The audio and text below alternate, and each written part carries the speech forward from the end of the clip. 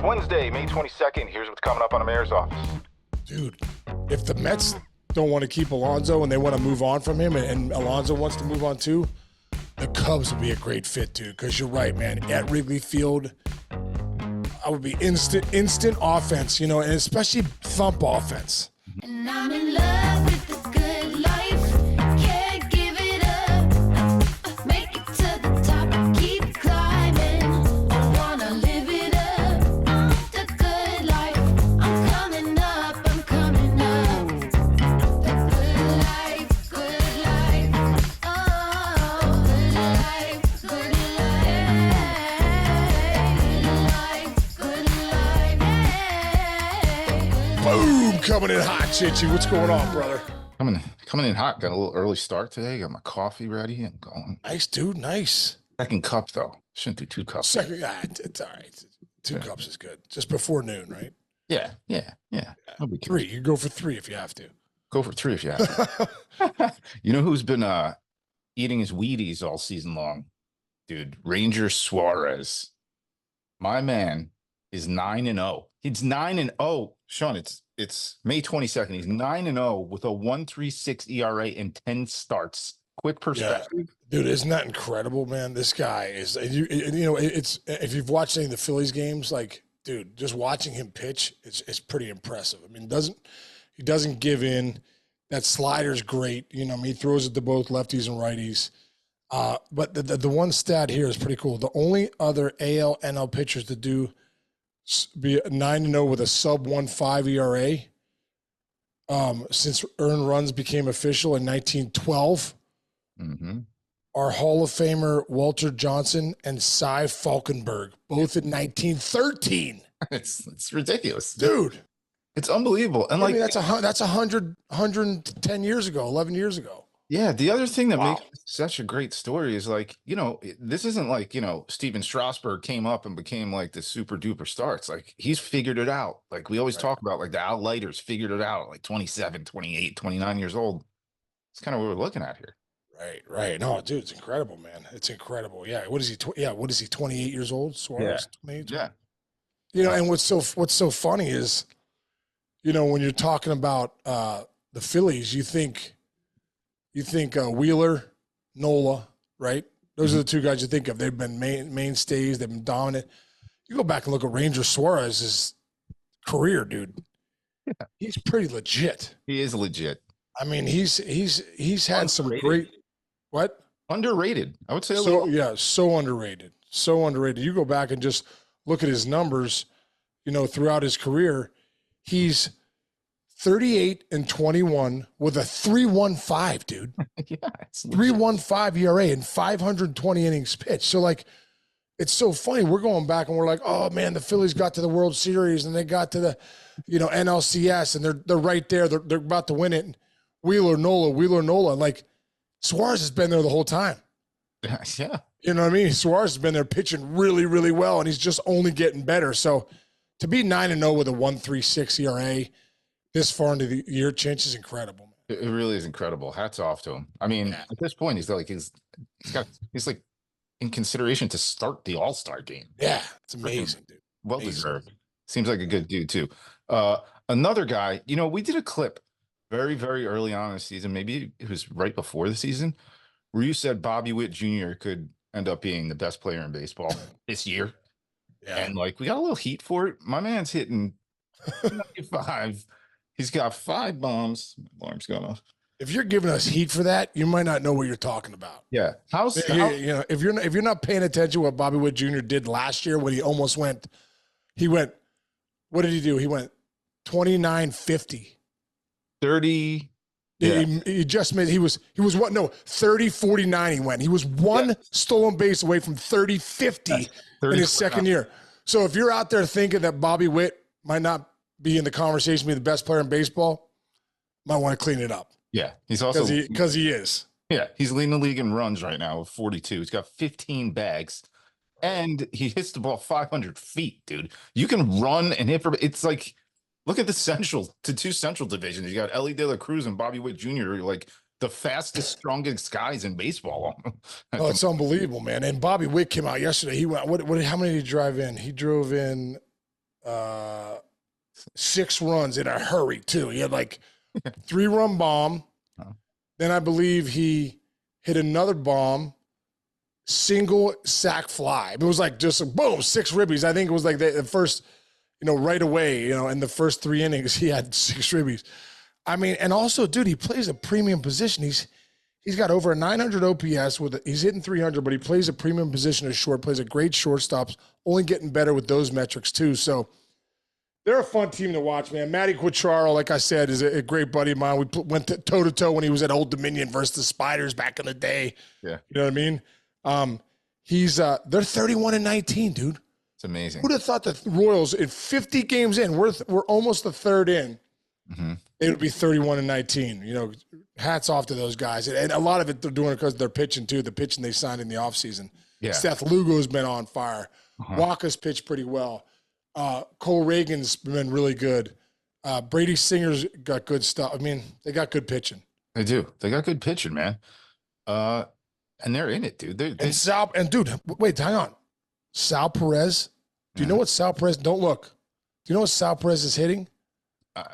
I know he's at the top. What is he, second in Major League Baseball in batting? Yeah, dude, he's hitting 343 How about that, dude? with a 964 OPS, dude. Sal Perez is still raking, flat out raking. Still raking. Playing every day, too. 9 bombs, 39 ribbies. Yep. And getting to first base if you can't. We're looking at a guy who's like, man, you would think because he plays as hard as anybody and he's a catcher, Right. you would think he would have had that fall off by now, the way the guys like the Posies did or Mauer Right. with power at least. But it's not. I mean, the guy is a great hitter. He's starting to play into the Hall of Fame conversation if he keeps this up. No, he is, man. He really is. I think he's probably 2 more years away, and I think he's Cooperstown bound. Yeah, but he's already in the conversation, I should say. Yeah. More good news. Looking at a positive show today. This is nice. It's a nice positive show for a Wednesday, hump day. Nico Horner, man, boy, he's making his return after missing 6 games with a left hammy issue. Walk-off infield single, chopper over Matt Olson. They win 4-3. I got a great quote here that you like to hear. Sean Casey types quote here. Obviously, I want to get the ball out of the infield there and score the run, but I get to 2 strikes and just want to put the ball in play first. Fortunate where it went, and Cubs win. You hear that, kids? Put the ball in play. Strike out. You hit walk-offs. I love that, especially with that hamstring. He probably didn't love hitting a chopper there, having to beat it out. But I think more and more guys, Chinch, nowadays are having 2-strike approaches. You know what I mean? More and more guys are saying, you know what? I don't want to strike out 200 times. You know what I mean? I got to find a way to put the ball in play. And at the end of the day, you look at I don't know the exact numbers, but the BABIP, batting average balls in play. If you just put the ball in play, your numbers go up so much. A lot of it's not all things aren't created equal. People are like, strikeout's just an out. No, it doesn't. It's just another out. No, it's not. It's like if you put the ball in play, maybe you ground out the second and the guy's on second and he moves the third. It's a productive out. Like there's a more productive outs than just punching out. And I think guys realize, if I can just put the ball in play more, things are going to happen. So Nico Horner, just by thinking, you know what, I got to put this ball in play, not only gets a walk-off hit, he gets himself a hit, you know what I mean? And they win a ball game. So I think you're seeing that more and more nowadays, man. Like even we talked about a few weeks ago when the Dodgers went a whole game and didn't strike out. Yes. If you look at the Yankees the other day, the Yankees big strikeouts, they were like, it was like the 8th inning, it struck out 1 time. Yeah. I think teams are more conscious of it. Hitting coaches are more conscious of it. And the numbers, just, talk about analytics, the numbers speak to, hey, man, if you put the ball in play, the batting average, the BABIP number is so much higher than if you're just, up there punching out. Yeah, well, think about I got a perfect example of that. I was watching a Yankee game the other day. Todd Frazier's doing games now for them too. Yeah, Frazier sounds good. Oh, he sounds great. He's great. He's got great stories. But Rizzo comes up early in the game, screaming liner to right, pulls it, right in the guy's glove, and it's like, that's a bummer. Next at bat, they were playing him to pull as much as he can now. He hits a ball it literally hit the top of his bat and just rolled 900 times into the outfield for a base hit. So now you're 1 for 2 Don't you feel better? Now you're like, I put the ball in play. I didn't strike out that second at bat. And the one that was a liner, it counts now because I didn't strike out on my next at bat and my little nubber base hit happened. That's baseball. No, it's huge. And I think Riz is one of those guys that chokes up, gets the two strikes, really chokes up, really thinks about, putting the ball in play. So, like you said, when you're seeing a guy like Nico Horner get a walk-off win for the Cubs, and his quote is, I was really just trying to put it in play with two strikes. I love to see that. Love to see that, especially you are a hitting coach. I love it. I love it. Anybody else? Let's stick on the Cubs though, because they're 4-6 in their last 10. They've been scuffling at the plate big time. Here's the numbers this month. Okay, 29th in batting average, 217, tied for 14th in on base percentage, 308. This is a big one. 25th in slugging, dude, 363, and their weighted ones created 95. Now they are not hitting the ball for power whatsoever. I'm going to throw a little conspiracy theory out there. Pete Alonzo, contract year, not playing well at the moment. Mets certainly not playing well at the moment. There are some rumblings around the old internet there that the Cubs love Pete Alonzo. They may have tried to get him in the past, and they might want to try to get him now. And why not now? Like right now. I mean, are you kidding me? I mean, yeah. And listen, you go out and get Craig Counsell. They got a good team. You bring back Bellinger at the right price, 3 for $80. Dude, if the Mets don't want to keep Alonso and they want to move on from him, and Alonso wants to move on too, the Cubs will be a great fit, dude. Because you're right, man. At Wrigley Field, I would be instant offense, and especially thump offense. I mean, that's really what they need. They need some guys that can put the ball in the seats. Yep. And you look at a lot of that lineup has really scuffled. Mostly their OPSs are below 800. Swanson's at a 644, Happ's at a 624, Morel's at a 720. Bellinger's the only guy really over and he's only at 809. So Suzuki's at a 753. Talkman's been swinging well, but yeah, nobody in that lineup right now really scares you. And to get a guy like Pete Alonso in the Cubs lineup, ooh. August day game, humid, flags blowing out. Pete Alonso could hit 4 home runs in a game with 4 pop-ups. Dude, Pete Alonso going to hit him up on where the parties are out there, just all the way out, out where the cheap seats are, way out there where there's like apartments. That's where he'd be hitting them. Yeah. By the way, back to that Witt homer, dude. That ball landed in the water. That was unbelievable. Dude, it was a splitter. So he's not like, it wasn't the fastest fastball he's facing. A lot of that momentum came from his core. He generated. Yeah, I know, dude. That guy's a stud, man. He's a stud. For the power that he generates with how big he is, incredible. Incredible. All right, let's get back to the positive. I feel bad that dude, how about our boy Christian Yelich? Yelly. How about Yelly, dude? Look at his numbers, dude. He's like, I know he's banged up a little bit, so he doesn't have all the at bats that some other guys have. But if you look at it right now, he's hitting 321 with a 989 OPS, 18 ribbies, 5 bombs, stolen 6 bags. Came up with the game-winning hit last night, triple in the gap. So I mean, boy, the home. Yeah, man. The Brewers are 28-20, stealing home. Yeah. What's fun about this? Think about it. Brewers, Cubs, dude. Counsell, they're battling, man. They're battling for that division.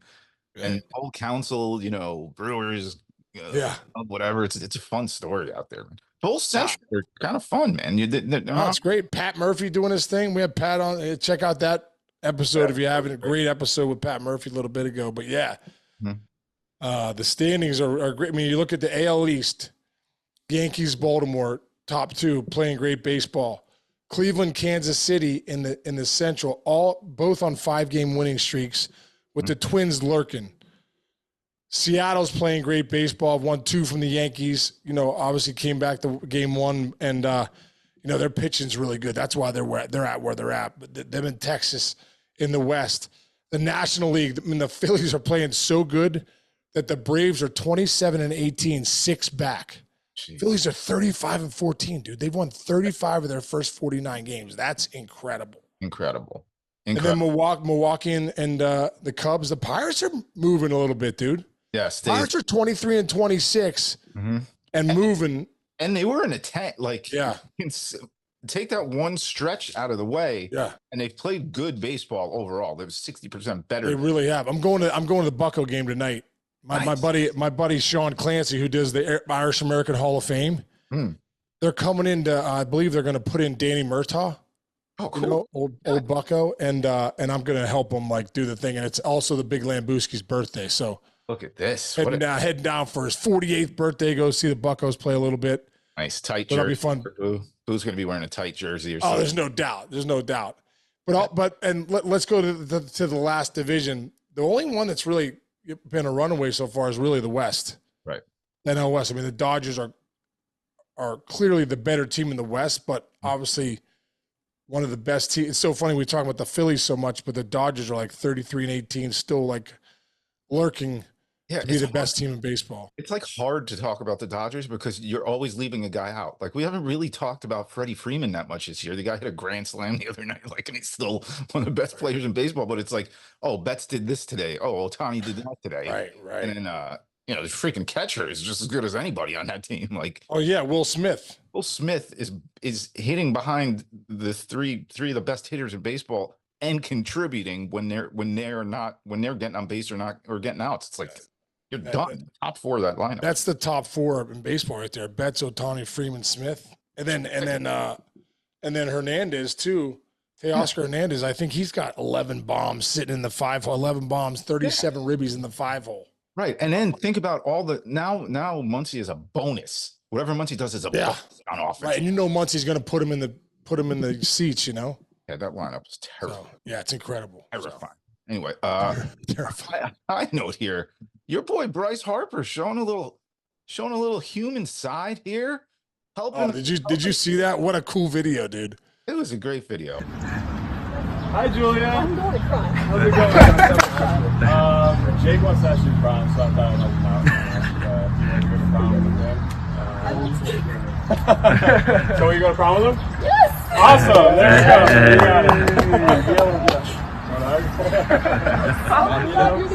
Thank you. I appreciate it. Thanks. Oh my God. The one high school kid wanted to ask this one girl to prom. So Bryce Harper was like his neighbor. He's like, she loves the Phillies. I'll just go to Bryce Harper's house and ask if he'll do it. And you see what he says, like, send my email, and then he was like, oh, you want to go now? Kid's like, what? He's like, I don't have any posters planned. He's like, it's now or never, kid. Harper gets in his truck, follows the kid there, gets to the girl's door. I mean, it was such a cool video, dude. So great. That's what you want to see, man. Who would be the guy, Chinch, that shows up at your house back in the day that would be the difference maker? The difference maker. Well, first of all, who would you have asked if they were your neighbor? You're like, this guy'll do it. What if Donnie Baseball? What if Mattingly was your neighbor? Mattingly would be a good one. I honestly, way back in my day, I would want Ricky Henderson to do it because it would probably be pretty funny. However, he had to. Ricky wants to know. Ricky's friend is Chinch. What if you go to prom with him? What would happen if when you were a kid, you asked like prime cranky Jim Leland to help you? Oh, Skip would do it. He would do it back in the day. Hey, what are you doing here? I got to dress. He would do it. No, that's when you got to ask like Van Slyke or Bonds. Yeah, Bonds would be like, no, I'm not doing it. Van Slyke probably would have done it. Bobby Bowe maybe back. Jay Bell maybe. Bobby Bowe. Jeff King. Donnie Slott. Definitely would have done it. Spanky LaValliere would have done it. No doubt. Gary Reedus might have done it. I gotta say, I'm glad I missed Doug Drabick. I'm glad I missed that. Two things I'm glad I missed in like my high school time. One, every single kid right now getting like a whole backdrop and doing like an announcement, like they're going to Kentucky to play basketball. But it's like all the kids now, they got to put the backdrop of the school, and a mom's got to go spend $600 on balloons to say, oh, they're going to I know Iowa State. And that's part one that I don't miss in my curmudgeonly time. That I'm glad I missed. The other one is the prom thing, dude. Did your kids have to do that? You got to do a gimmick. Yeah, I think my kids did it. I think they did something to that effect. Yeah, dude, it's like other ones too. It's like homecoming and prom, like stuff like that. It's crazy. Are there no's out there? Is there like a Facebook page dedicated to people saying no? There's got to be, man. That'd be a tough one. But if you bring Bryce Harper with you, if you don't get a yes, Yeah, then it's her fault. yeah, she's got to shake herself. So She was so excited though. It was like Bryce, her favorite player, so that was cool. did your kids do that stuff? Yeah, I think they did. That's what I mean. I think looking back, I'm pretty sure they did some sign stuff like that. But they go with their buddies though. You know what I mean? Yeah. Oh, Go yeah. with their buddies. They drive up and they're like, knock on the door. The guy's outside. That's good. The sign that says, "We go to prom with me." That's great. Nice. What are we doing today? We golfing again? I'm golfing, man. I'm going taking Andrew. Andrew and I are going golfing. Yeah, Look at you. I've been golfing a lot. Dude. Only 9 holes today though. Dude, 18 is too many. 18, I can't take. I can't take 18. Tiger Casey. There we go. Tiger Casey. Rory You Casey. saw my game. I'm the furthest thing from Tiger Casey. Really? What's your strength? Short game, long game, putting? Yeah, my strength's my pitching and putting. Really? I think so. Really? I think so. Yeah, my irons is obviously when you get on the fairway, that is the toughest thing for me. Irons. Yeah. Interesting. And putting when I'm on, I'm really on. But when I'm off, I'm 3-putting and Oof. poop souping it up there. Yeah, but You golf a lot, Chinch?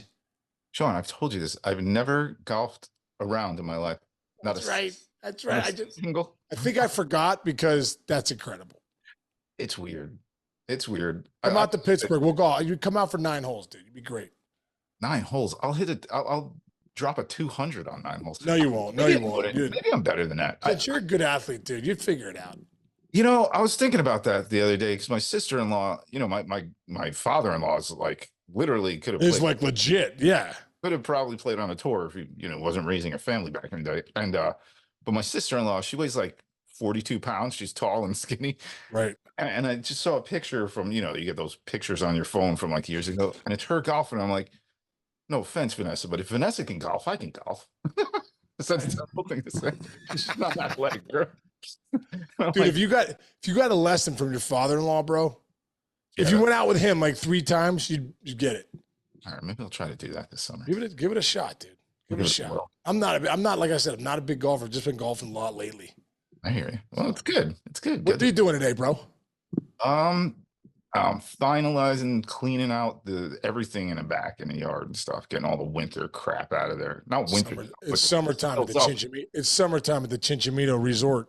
Yeah, thank goodness, man. I can't take those winters. I thought about it this morning. I'm like, I woke up, it was nice out, and t-shirt and shorts on. That's what I'm talking about. All right, man. Go ahead. Chinchi, have a great day. Everyone out there, thanks for listening. We'll see everybody tomorrow. See you, brother. Hey, bro.